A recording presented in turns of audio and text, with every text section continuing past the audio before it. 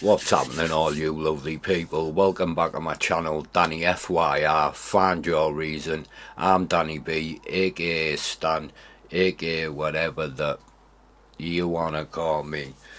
How could I get back on without doing a Mr Ballen video? You know what I'm saying? So that's what we're getting down with now. Here straight away, Mr Ballen. You know, he's bowling. Yeah, man, we love our Mr Ballen videos, so sorry about the lighting. It's not too good, man. I don't know what. It's not a little better.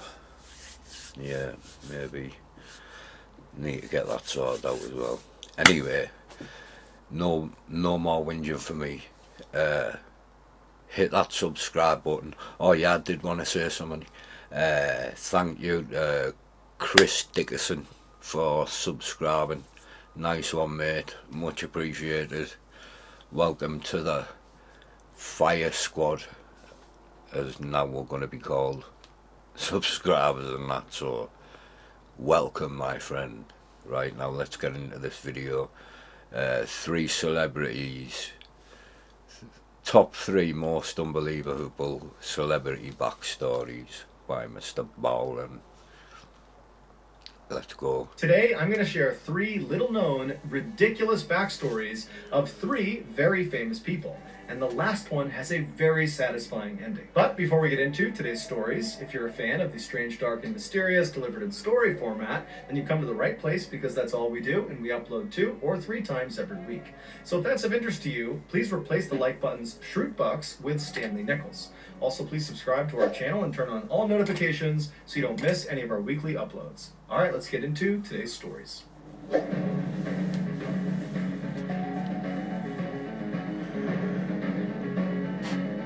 Come on, man. Number 3, skills. In 1971, a 19-year-old Irishman named William began studying physics and computer science at a university in Belfast, Northern Ireland. While he was certainly smart enough to complete the 4-year degree, after 1 year of being in this school, he decided to drop out because he felt like this was not the path he wanted to be on. So he moved back home to a town about 30 minutes north of Belfast, where he got a job as a forklift driver and truck driver for the Guinness Beer Factory. And Nothing wrong with that, I must say. while he loved this job, he still felt like this was not the path for him. He needed to do something more with his life. And so he decided he would pursue what 2 of his siblings had gone on to do, which was to become a school teacher. He had always admired his school teachers growing up, and he idolized his 2 siblings that had become teachers, and so it felt like the right fit. And so William applied to a 4-year teaching college in Newcastle in England, and after he was accepted, he flew to England, he got set up. Newcastle, about 60 miles away from where I live, here in Middlesbrough, northeast England. And then he began his studies. The first year was great. He loved what he was doing. He did feel like this is the right fit, and he was getting good grades. Everything was going exactly to plan. But then year 2 happened, and everything went off the rails. A requirement to graduate from this 4-year teaching college was all the aspiring teachers, starting in their 2nd year, had to go teach real students real lessons. They basically had to go to high schools and elementary schools and fill in for the real teacher and give a real lesson. And they were scored on their ability to do that. But all the aspiring teachers knew that when you gave these real lessons to real students, what really ended up happening was the students did not take the aspiring teachers seriously. They viewed them as kind of like substitute teachers, and so they didn't respect them and they didn't listen to them. And so typically these real teaching sessions just turned into the aspiring teachers desperately trying to calm down their pupils long enough to get them to listen to their lesson plan for just 1 second. Nightmare. Normally it didn't work out, and before long the day was over and nothing was really accomplished. Yeah. So in William's 2nd year, when it was his turn to go over to a high school and administer his lesson plan, he went over there knowing what he was up against. He did not really expect it to go well. But he decided he would go in there with a positive attitude and he would try to do his best. But as soon as he walked into his classroom, he immediately could tell he was going to be overwhelmed. Everybody's Sorry if you hear your car noises. themselves. Right, I'm so sorry about that. I forgot to close my window. Let me get back into position. I'm sorry if you hear car noises or whatever. Right, let's get back on from It here. was really accomplished. So, in William's second year, when it was his turn to go over to a high school and administer his lesson plan, he went over there knowing what he was up against. He did not really expect it to go well. But he decided he would go in there with a positive attitude and he would try to do his best. But as soon as he walked into his classroom, he immediately could tell he was going to be overwhelmed. Everybody's standing up and talking amongst themselves, and they turn around and they see William walking in, and they have this moment of realization that their real teacher is not going to be teaching them that day. It's going to be this substitute, William, and they all kind of gleefully began laughing and joking, and they just turned their backs on William and kept talking amongst themselves. And so William goes inside, he puts his stuff on the desk, and he attempts to get the class to listen to him by saying, "Hey everyone, come on, sit down, time to listen up, I'm your new teacher for the day." But the kids just were not listening. And so finally, William, who was a really big guy, he was 6'4", he was in great shape, he kind of postured himself and then yelled at the class, "Sit down right now." And at this, the class did turn around and looked at William and kind of sized him up, and most of them decided, okay, it's time to sit down. And so 99% of the class goes quiet and sits down, except for one kid. It was this 15-year-old boy who was at the back of the room, and he was standing up, defiant, with his arms crossed, staring at William with a smirk on his face. And all around him, all his cronies were sitting down, looking up at him, laughing, and kind of looking up at William and laughing at him, knowing that a confrontation was about to ensue. And so William is staring at this kid, trying to get him to just sit without saying anything, and this kid is just mean mugging him with his arms crossed, and nothing's happening.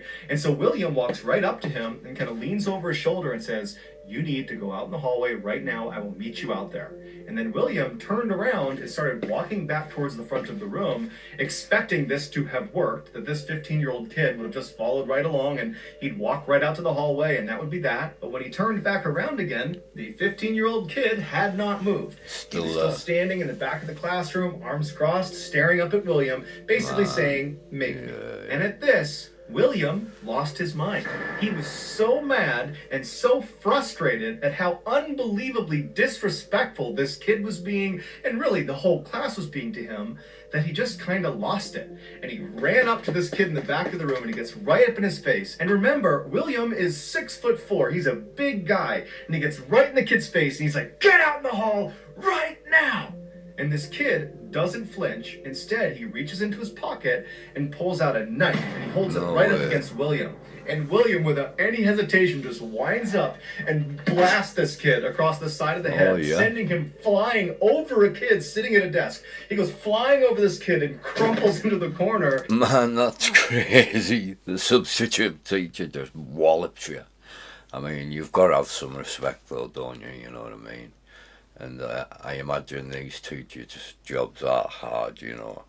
And then when he stands up, he drops the knife and puts his hands up, and he's like, okay, I'll go out in the hall. And William's like, go out in the hall right now. And so the kid ran out of the classroom, he goes out into the hall, and the whole class is totally silent. No one even wants to look up at William. They're all kind of just looking down at their desk, trying to be as quiet as possible. And William walks back to the front of the class and proceeds to teach the rest of the lesson. As soon as the high school learned that this aspiring teacher, William, had basically knocked out one of their students, even though it seemed like it might have been a little bit deserved, they immediately told the teacher's college, and the teacher's college immediately expelled William. And so now William is suddenly jobless, and he's kind of lost again in the world. He doesn't know what he wants to do now because... I mean, but what was he meant to do? He was threatened with a knife, so, you know, threatened with a knife. He walloped him, he took action. Simple. He really committed to being a teacher, and so he goes back to his home in Northern Ireland and he begins thinking about, what is he going to do next? And he keeps having this thought that he should pursue this thing that he's always been interested in, but he had never taken seriously because it felt so risky. But now that basically everything in his life had fallen apart, he had nothing to lose. So he decided, what the heck, I will do the thing that I've always wanted to do. And that was stage acting. And so he went and auditioned with a local theater company in Belfast. He was accepted into the theater troupe. And then 4 years later, he was discovered performing on stage by a Hollywood filmmaker. And they cast him in a movie. And the rest, as they say, is history. William Neeson, better known as Liam Neeson, would go on to star in dozens of huge movies and TV shows. And he's probably best known for his epic role in the movie Taken, where he is this CIA operative with a particular set set of skills, and in this movie, he punches a lot of people in the face, just like when he was a teacher. Yeah. Are you Doesn't aged surprise 36 me to it was 40 him, like... and struggling with debts over £6,000? Didn't he have some Did you know that as a resident other of the- controversial issue a couple of years back as well? I think he did. Let's not get into In that. 1963, when Tim Dick was just 10 years old, he went over to his friend's house and he snuck a bottle of whiskey from one of their shelves. He pulled it out and he poured himself a full glass to the brim with whiskey, and then he downed it in one huge gulp. Tim had grown up idolizing cowboys on TV, and every time he watched them, they would come galloping into some town, they would go into the saloon, and they would sit at the bar just throwing back shots of whiskey. And so Tim always assumed whiskey must be this totally amazing, refreshing drink no for these way. guys to be drinking it out in the heat of the desert. Nah, but man. unfortunately for Tim, after he slugged this huge glass of whiskey, it was not refreshing. It tasted like gasoline, and his chest felt like it was on fire. I'm But not instead of surprised. being turned off by alcohol and waiting until he was older and of age to try it again, Tim instead thought, you know what? The next time I have whiskey, I just need to water it down a little bit. And so for the next year, Tim continued to periodically sneak whiskey out of his friends' cabinets, and he would drink this watered down whiskey. And then, when he turned 11 years old, his father, who he was very close with, died tragically in a car accident.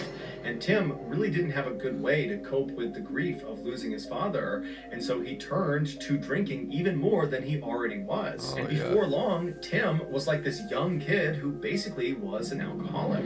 But he hid it extremely well. He graduated high school, he graduated college, and really nobody knew he was drinking as much as he was. But after he graduated college and he was living on his own in Michigan, there was no structure in place or person in place to stop Tim from going overboard with his substance abuse. Oh, and so not only did his drinking... That's pretty sad, actually, isn't it, man? Drinking from that young age. That's off it. On the whiskey, man, hard by 11. That's crazy, that, like.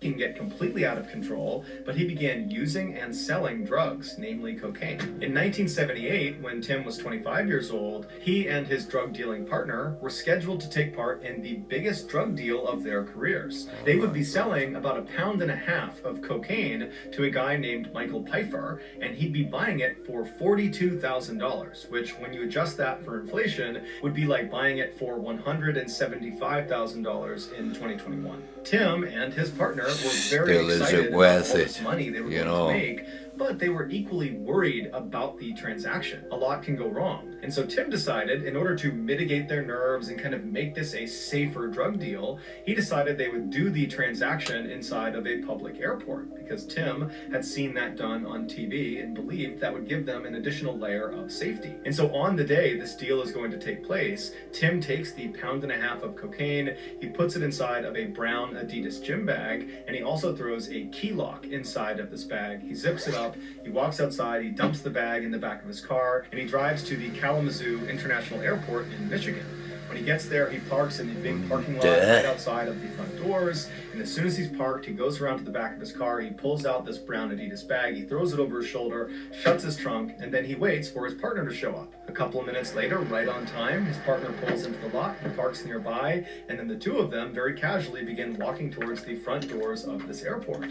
They walk up the steps, they go in the front doors, and as soon as they're inside, they're looking around, and they find Michael Pfeiffer. He's standing up against the wall right in the area he had said he would be. And so without making any sort of contact with Michael, Tim and his partner turn the corner and they go into a nearby locker room. Once they're inside, Tim pulls the lock out of the brown bag, and then he puts the bag with the drugs in it inside of a locker. He shuts it and then uses the lock he had just pulled out to lock the locker. And then he and his partner leave the locker room. As soon as they go out into the main terminal, they start walking over towards Michael Pfeiffer. And as they get closer and closer, Tim's partner breaks off and goes to a bench on the other side of the terminal, and Tim continues walking on right up to Michael. And then when he reaches Michael, he very discreetly hands him the key to the lock on the locker, and he tells him which locker number the drugs are in. Michael doesn't say anything. He takes the key and he heads off to the locker room. Tim turns and he goes over to his partner and he sits down on the bench and waits. Meanwhile, Michael goes inside the locker room. He uses the key. He opens up the lock. He opens the locker up. He checks to make sure the drugs are still there. They are. As soon as that's confirmed, he takes the bag, he throws throws it over his shoulder, and he walks back out to the main terminal to meet up with Tim and his partner. Tim and his partner are sitting on the bench. They see Michael coming out. I thought they were getting on a plane there at first. That's why I was like, what's going on? But they're just meeting up, using lockers and all that. Yeah, I'm with it.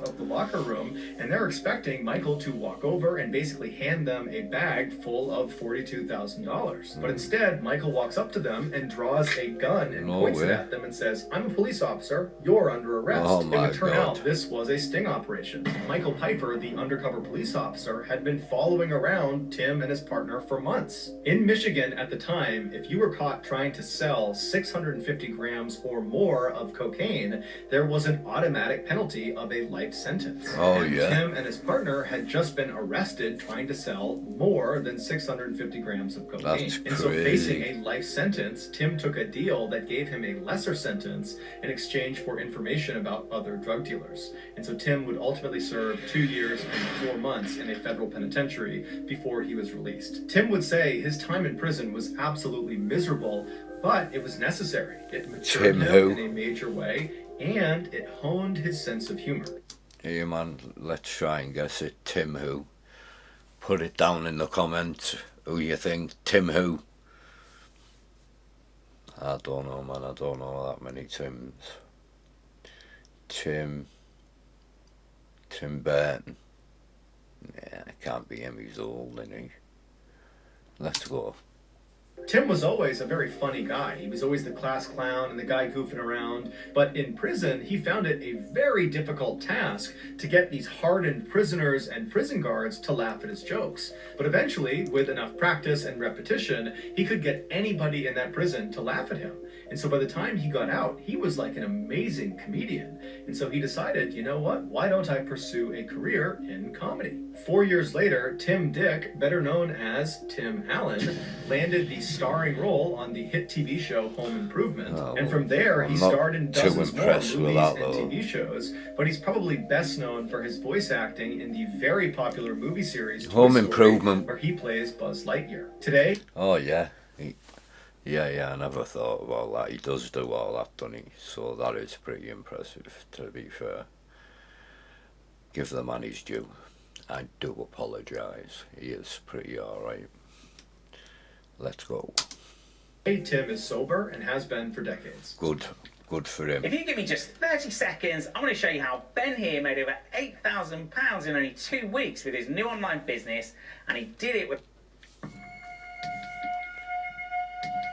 In 1964, during his final semester of college in Wisconsin, a 21-year-old man named Harry decided to take an acting class. He believed it would be an easy A, and he'd always been pretty shy, and so he figured this class might be able to help him get over that. But this class wound up having a much larger impact on Harry's life than he ever could have imagined. Not only did he meet his future wife in this class, but he also realized he loved acting, something he never thought he would like, and he decided after college that that was the thing he was going to pursue. And so after he graduates later that year, he and his girlfriend get married, and then they fly out to Hollywood, California, where Harry auditions for Columbia Pictures' New Talent Program, which is Okay. basically this program that's designed to help new actors and actresses get parts in Hollywood because it's so hard to do that. And so he's accepted into this program. He signs a contract with them that pays him almost nothing.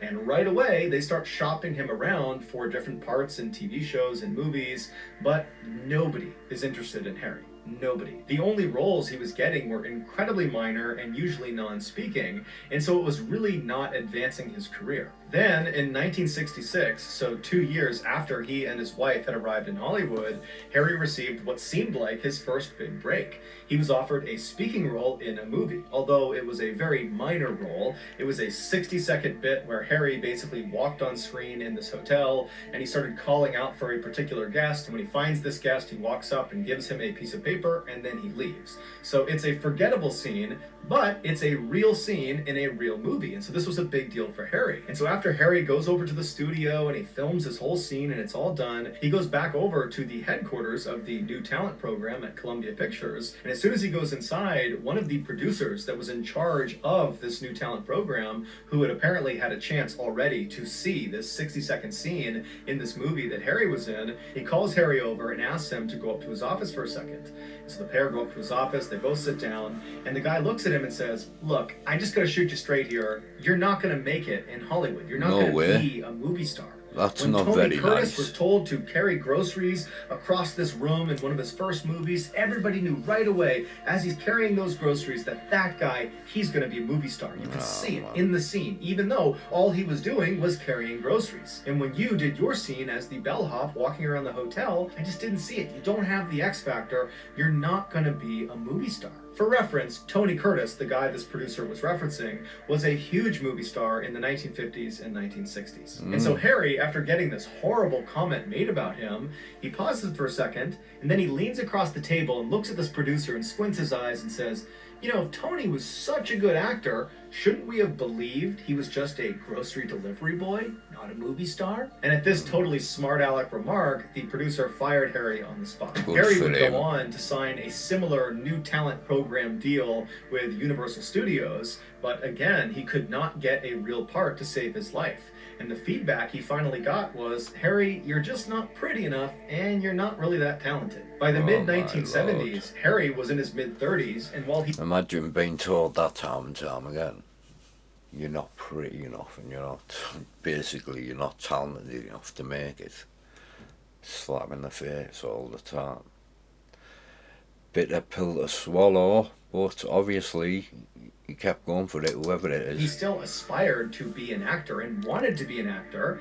He was making almost no money from acting. And so he decided, instead of acting, he was going to become a carpenter. That was going to be his full-time job. Despite the fact he knew nothing about carpentry. So he literally, just because he has this interest in carpentry, goes to the library and checks out all these how to be a carpenter books. And over the next couple of weeks, he studies these books and does a couple projects around his own house. And then finally, he just felt confident enough, or he was just desperate enough for money, that he began going around to his network and asking people in Hollywood if they needed some woodworking, if they needed help from a carpenter.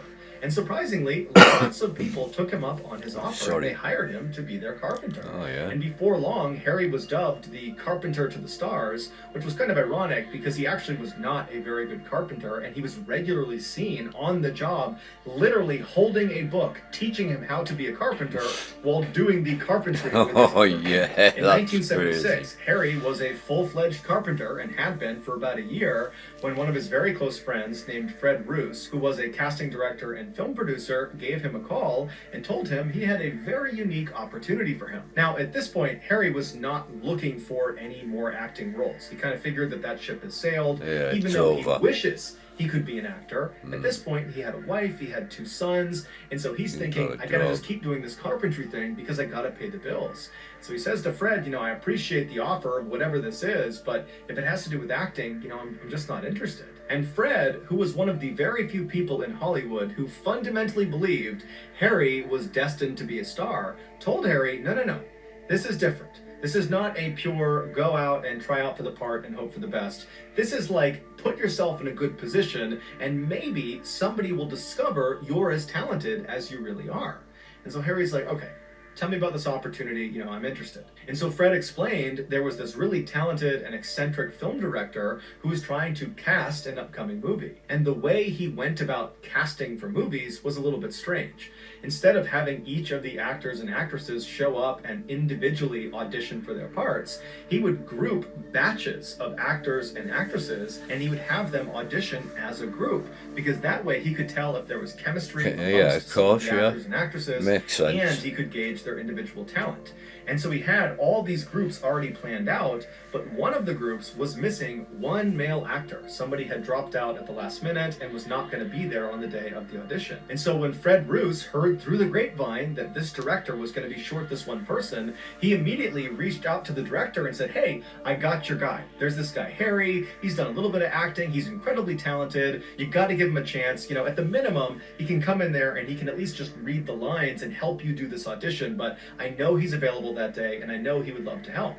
And so this director tells Fred, okay, thank you, I'd love to have him come down, but stress to him he is not auditioning for any part in this movie. I'm not bringing in some person and just throwing them in. It takes me a long time to find people that I want to audition, and he is not one of them. He is just there to facilitate the audition. He's just going to read the lines so the other people in his group can do their audition. And so after Fred stopped explaining the situation, Harry was actually kind of annoyed. He was annoyed that Fred had basically already volunteered him, and so he couldn't really even say no without making Fred look bad. And he didn't like the idea that this was basically a waste of his time. He was being asked to go read lines but not even try out. So how was this even an opportunity? But Fred told him, look, worst case scenario, you meet some pretty powerful people in Hollywood. This director's a big deal. The people there are going to be big deals in Hollywood. So you'll meet them and maybe they will recognize your talent. Or maybe you get some new clients for your carpentry business. So no matter what, you get something out of it.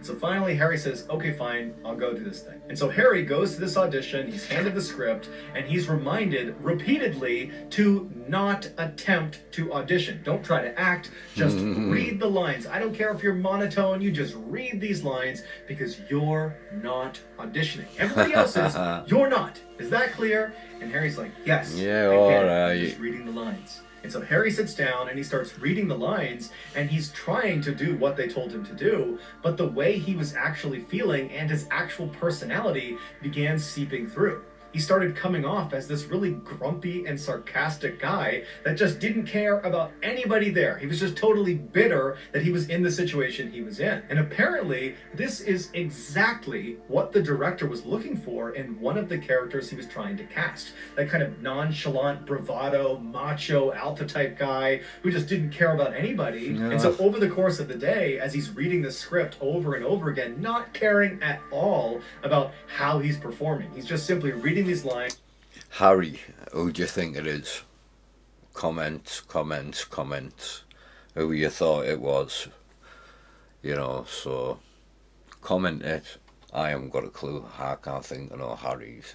Harry Potter. Yeah.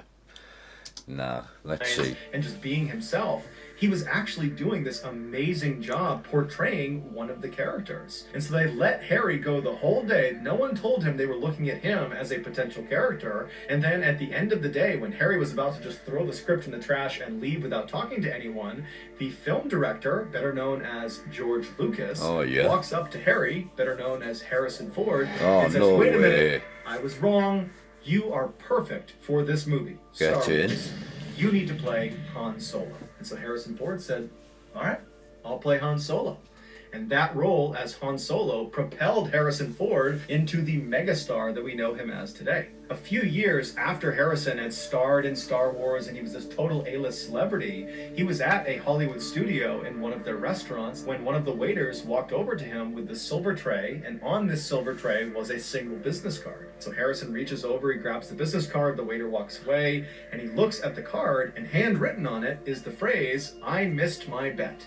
And he flipped the card over, and it was the name of that producer from the New Talent program that had called Harry into his office and said, "You're never going to make it in Hollywood and you're fired." It was that guy. And he had apparently sent the waiter over to make amends because he was eating lunch in the same restaurant. And so Harrison would later say in interviews that at the time he got this card, and to this day that he was doing this interview, he said it gave him immense pleasure that when he looked up from this business card and he understood the situation, he knows this guy's in the room somewhere, as he looked around the room, he couldn't recognize the guy because he didn't know what he looked like. He was a nobody. And so instead of wasting any more time looking for this producer, he just looked at the card, chucked it, and went back to eating his lunch. So that's going to do it, guys. If you found the secret in today's episode, let us know in the that comment one was section pretty what it is crazy. and where you found it. So give The end there, Harrison Ford, man. Didn't know that about him. That one was pretty crazy. He was going to be a carpenter and just settle down with his wife. And he ended up being this Hollywood superstar, man. Good for him. Good for all of them. Yeah, man. I couldn't upload without doing a Mr Ballen. What kind of guy would I be if I did? So, I hope you just enjoyed that one. Please give it a like, a comment, and subscribe. Not on the real, please. If you would subscribe, I would really appreciate it. But For this one, I'm out. I'm Danny B, aka Stan, aka whatever you wanna call me. And you know how it go, people. Until next time, peace.